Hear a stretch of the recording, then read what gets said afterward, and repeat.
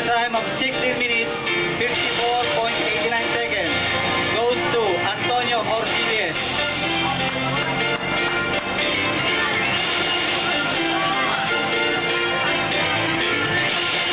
And of course,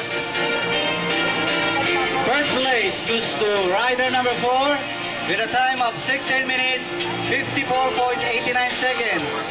Batang-bata, Felix Cortez.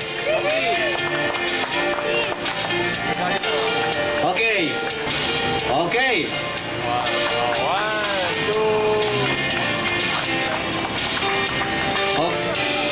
Okay. Hey, harap ka. Okay. Will receive 2,500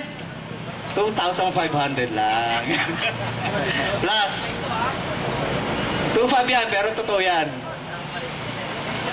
Okay, may I request to all the winner, the Speed Cycling Challenge 2007.